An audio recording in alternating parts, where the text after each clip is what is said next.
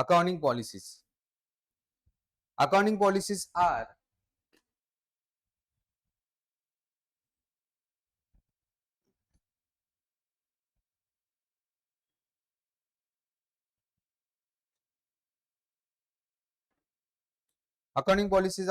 the set of specific principles, basis, convention, rules and practices. Accounting policy मतलब वहाँ पे कोई एक पॉलिसी नहीं रहेगा, वहाँ पे set of specific principle, basis, convention, rules और प्रैक्टिस मतलब मल्टीपल चीजों का एक बंडल रहेगा. A business adopt in preparing and presenting financial statement. जब फाइनेंशियल स्टेटमेंट बनाया जाएगा तो वहां पे उसको क्या क्या एडॉप्ट मतलब यूज किया जाएगा. What is financial statement? Nothing but final accounts. Company जो फाइनल अकाउंट्स बनाती है उसको फाइनेंशियल स्टेटमेंट बोला जाएगा. बट कंपनी का फाइनेंशियल स्टेटमेंट जब बनाती है तो कंपनी के फाइनेंशियल स्टेटमेंट में क्या क्या कवर होता है?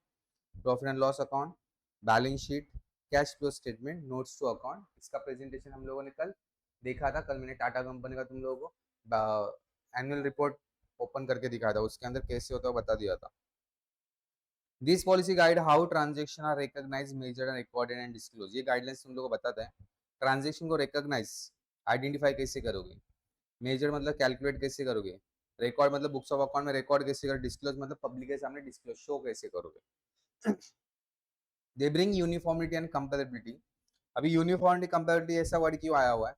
बिकॉज अगर रूल्स सबके लिए सेम रहेंगे तो गड़बड़ नहीं है. मेरे लिए कुछ अलग, आपके लिए कुछ अलग, मतलब उसमें भी इसके लिए अलग, इसके लिए अलग, इसके लिए अलग, इसके लिए अलग रहेगा. ओके, तो गड़बड़ ज्यादा है ना. बट अगर सबके लिए सेम रहेगा, जैसे ट्रैफिक के रूल सबके लिए सेम है, ट्रैफिक के रूल सबके लिए सेम है, गाड़ी चलाना तो लेफ्ट साइड से ही चलाना, ये रूल बना हुआ है बरोबर, सबके लिए सेम है. तो उसकी वजह से क्या हो रहा है? गड़बड़ नहीं होगा, सब लोग एक ही साइड से एक तरीके से चलेंगे. ओके. कंपेरेबली बोले तो अगर सब लोग सेम रूल फॉलो कर रहे हैं तो कंपेयर कर सकते हैं ना, वो वैसा कर रहा है, आप ऐसा कर रहे हो, उसका परफॉर्मेंस ऐसा है, आपका परफॉर्मेंस ऐसा है, तो कंपेरिजन करने के लिए दिक्कत नहीं आती. बट कंपनीज में adopt different policy. Presentation style same हो सकता है बट पॉलिसी अलग अलग हो सकती है. अभी कैसे पॉलिसी अलग अलग हो सकती है? सिंपल, हम लोग डेप्रिसिएशन अगर एक टर्मिनोलॉजी की बात करें, डेप्रिसिएशन तुम लोगों को पता है क्या होता है? असेट वैल्यू कम होना मतलब डेप्रिसिएशन. अगर एक टर्मिनोलॉजी की बात करें, डेप्रिसिएशन चार्ज करने के अलग अलग तरीके हैं. एसएलएम मेथड है, डब्ल्यूडीवी मेथड है, एन्युटी मेथड है, सम डिजिट मेथड है, इसके बाद मशीन ओवर मेथड है. ओके, ऐसे अलग अलग मेथड है. बट इस मेथड में सबसे बेस्ट मेथड कौन सा है वो हम लोग को सबसे पहले सिलेक्ट करना, हमारे लिए कौन सा, मतलब डिफरेंट पॉलिसी में से हम लोगों को कोई तो एक पॉलिसी डिसाइड करना जरूरी होता है based on their size, industry, management preference and legal requirement. तो जब हम लोग पॉलिसी डिसाइड करते हैं तो बिजनेस का साइज, अब हम लोग कौन सी इंडस्ट्री में आते हैं, मैनेजमेंट का क्या प्रेफरेंस है, लीगल रिक्वायरमेंट क्या है, हम लोग को देखना पड़ता है. यहाँ पे एग्जाम्पल दिया हुआ, वही मैंने डेप्रिसिएशन वाला एग्जाम्पल जो बोला था वही यहाँ पे दिया हुआ है. Selection of accounting policy. Accounting policy को सिलेक्ट कैसे करते हैं बहुत अच्छे से देखना, इसके ऊपर तुम लोग शॉर्ट नोट खुद लिखनी है. ओके, अभी की अभी इसके सुनना बहुत अच्छे से. When management select accounting policy, they should ensure the policy present the company's account in a manner that fair, true and useful to stakeholder. जब तुम लोग कोई भी पॉलिसी यूज करने वाले हो तो फेयर होनी चाहिए, ट्रू मतलब गड़बड़ फ्रॉड नहीं होना चाहिए, और यूजफुल होना चाहिए स्टेक होल्डर को. What is stakeholder? Stakeholder is nothing but user of financial statement. जो कंपनी के फाइनेंशियल स्टेटमेंट यूज करने वाले लोग रहेंगे या कंपनी में जिनका इंटरेस्ट है या कंपनी में जिन्होंने पैसा लगाया उनको स्टेक होल्डर बोला जाएगा. ओके, अभी क्या आता है फाइनेंशियल स्टेटमेंट? फाइनेंशियल स्टेटमेंट मतलब मैंने अभी बताया फाइनल अकाउंट्स. ओके, तो फाइनल अकाउंट्स अच्छी तरह से दिखना चाहिए. ओके, इसलिए अच्छा अकाउंटिंग पॉलिसी यूज करना जरूरी है. Reflect, first point, reflect true and fair view. What is true and fair view? जो रियलिटी वो आपको दिखाना है, झोल करने का. The selected policy should present in a correct picture of the companies financial health. Company का फाइनेंशियल हेल्थ और परफॉर्मेंस बिना मैनिपुलेशन और बायस से दिखना चाहिए. और वो कैसे दिखना चाहिए? करेक्ट दिखना चाहिए. मतलब अगर कंपनी को 1000 का प्रॉफिट हो रहा है तो 1000 का ही प्रॉफिट दिखना चाहिए, एक्स्ट्रा भी नहीं दिखना चाहिए और कम भी नहीं दिखना चाहिए. This helps stakeholder, who is the stakeholder, investor, creditor, government employee, make correct decision. अगर कंपनी का मेरे पास परफॉर्मेंस करेक्ट आ रहा है, कंपनी का मेरे पास परफॉर्मेंस करेक्ट आ रहा है तो मैं डिसीजन प्रॉपर ले पाऊंगा. अभी समझो कंपनी का 100 करोड़ का प्रॉफिट दिख रहा है, तो इस कंपनी में पैसा इन्वेस्ट करूंगा, 100 करोड़ का प्रॉफिट है। वही बाद में मुझे पता चले कंपनी का 50 करोड़ का लॉस है, मेरे डिसीजन के ऊपर असर होगा क्या? होगा ना, मैं पैसा लगाऊंगा नहीं। तो मेरे सामने ट्रू पिक्चर्स आने जरूरी है। If land purchased in 2005 for 10 lakhs is now 2 crore, आज 10 लाख का, आप लोगों ने 2005 में 10 लाख में लैंड खरीदा था, आज उसका वैल्यू 2 करोड़ रुपया हुआ है। कितना हुआ है? 2 करोड़ रुपया। Showing it at historical cost में not reflected true and fair, but हम लोगों का कॉस्ट कंसेप्ट क्या बोलता है? असेट को कभी भी मार्केट वैल्यू पे दिखाते नहीं, किस पे दिखाते? कॉस्ट पे दिखाते। मतलब भले आज 2 करोड़ रुपया होने दो, बट हम लोग दिखाएंगे किस पे? 10 लाख पे दिखाएंगे। ओके, इन सच केस कंपनी में अडॉप्ट रिवैल्यूएशन, उस केस में कंपनी रिवैल्यूएशन कर सकती है। What is revaluation? असेट का करंट वैल्यू दिखाने के लिए असेट को करंट प्राइस पे लाते हैं, बुक्स ऑफ अकाउंट में उनका एप्रिसिएशन करके दिखाएंगे। Follow prudence, that is conservatism, मतलब दूर के थोड़ा सोचेंगे, फ्यूचर में कुछ लॉस होने वाला है क्या उसके बारे में सोचेंगे, फ्यूचर में क्या पॉसिबिलिटी उसके बारे में सोचेंगे, that is prudence. The policy should avoid over स्टेटिंग income, income को और असेट को ज्यादा दिखाने का नहीं, बिजनेस का जो भी इनकम रहेगा और एसेट रहेगा उसको ज्यादा दिखाने का नहीं।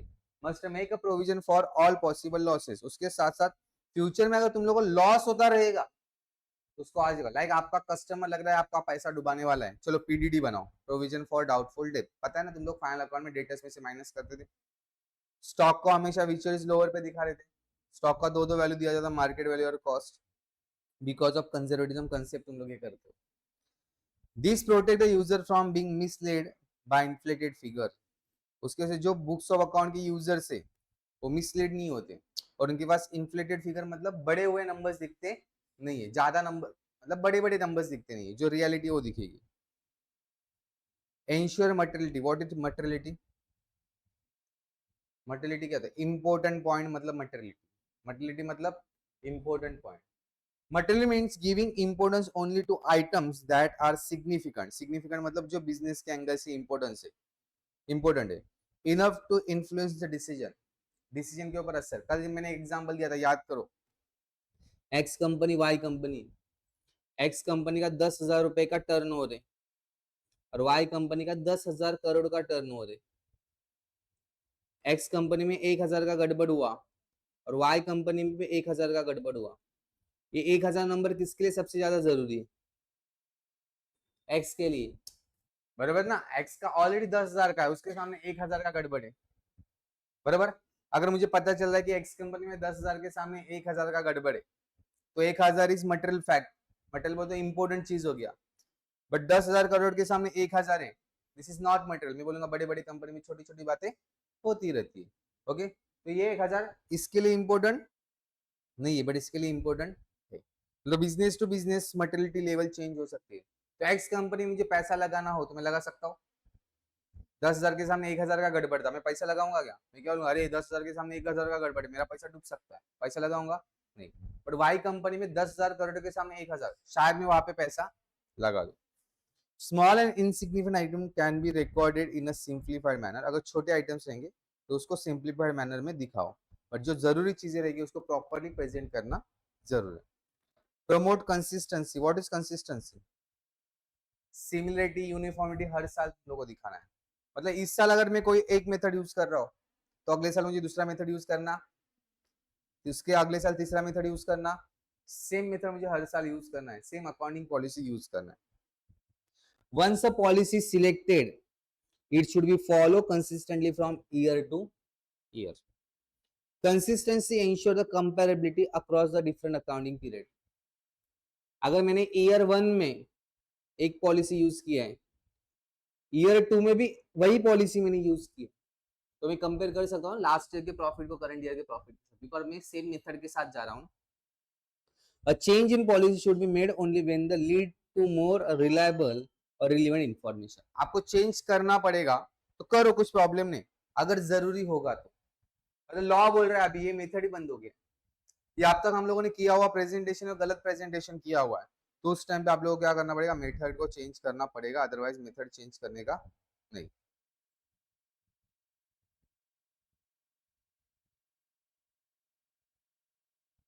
Comply with the law and standards. अभी एक कंपनी के लिए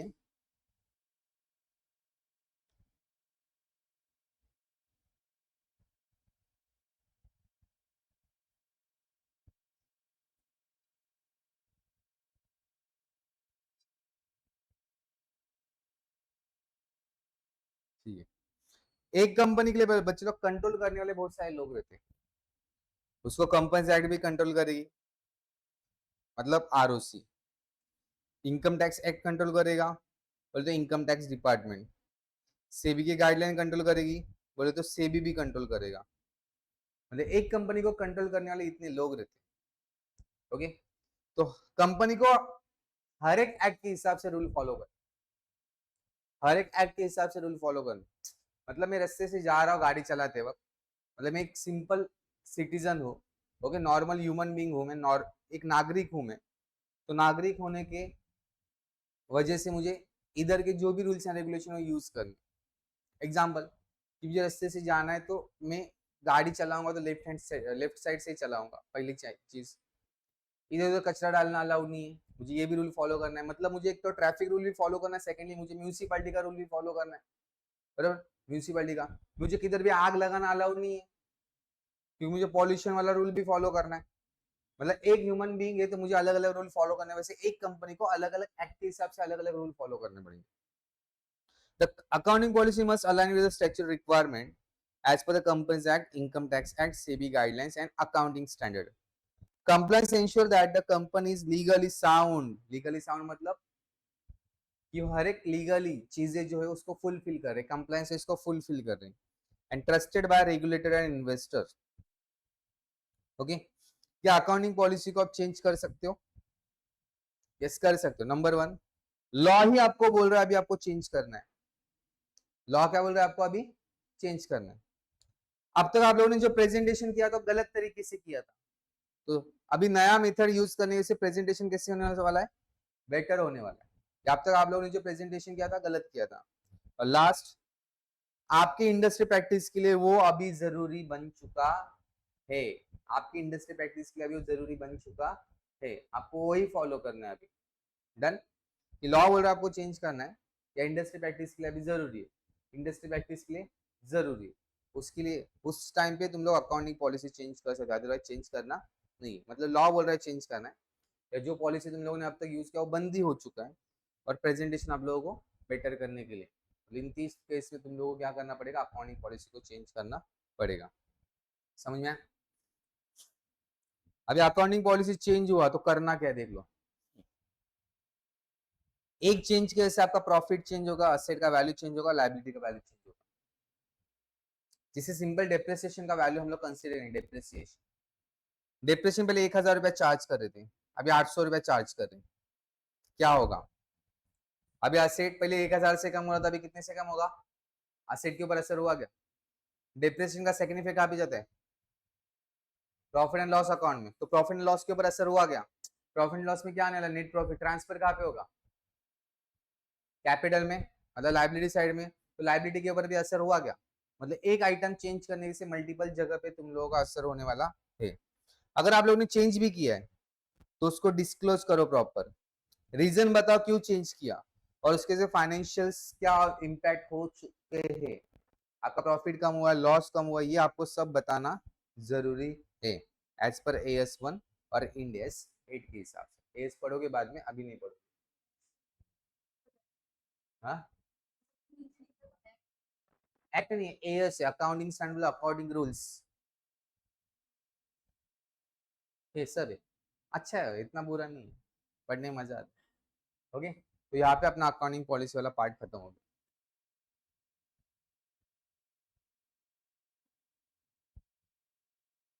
यस बच्चे लोग, मेजरमेंट, जब कोई भी ट्रांजेक्शन आपका इनिशिएट होता है, उस ट्रांजेक्शन एंड इवेंट को प्रॉपरली मेजर करना जरूरी है, जब अकाउंटिंग पॉलिसी की हम लोग बात करें।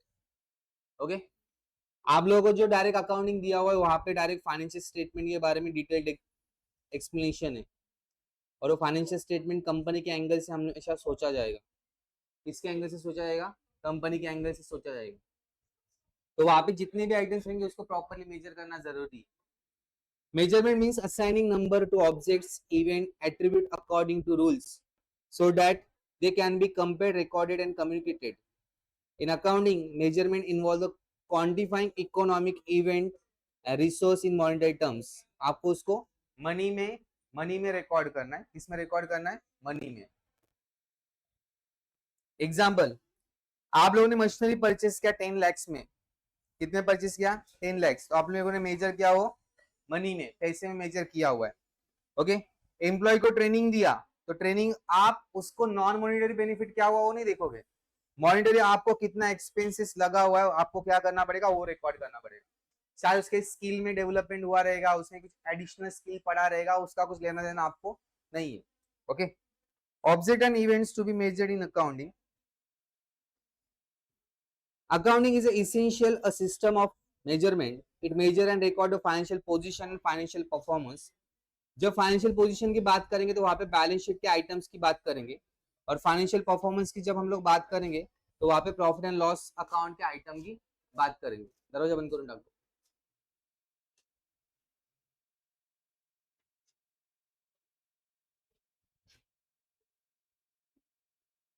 Round round. For this purpose, two things need to measure. Number one, object, that is resource and asset. Number two, events. अभी ऑब्जेक्ट क्या होता है देख लो। ऑब्जेक्ट आर थिंग्स ओन और control by the business. Business जिस चीज को control करता है, like asset which have the economic value can be express in money. मेरे पास टीवी पड़ा है, मेरे पास बेंचेस पड़े, मेरे पास कैमरा पड़ा है, मेरे पास आईपैड पड़ा है, ये थिंग्स हो गए मेरे लिए, और मेरा बिजनेस इसको क्या कर रहा है, कंट्रोल और ओन कर रहा है। क्या इसको मैं मनी में मेजर कर सकता हूँ? Answer yes. टीवी मैंने 30,000 की परचेस की, कैमरा 50,000 का परचेस किया, आईपैड 40,000 का परचेस किया, मैं मनी में मेजर कर पा रहा हूँ ना इसको।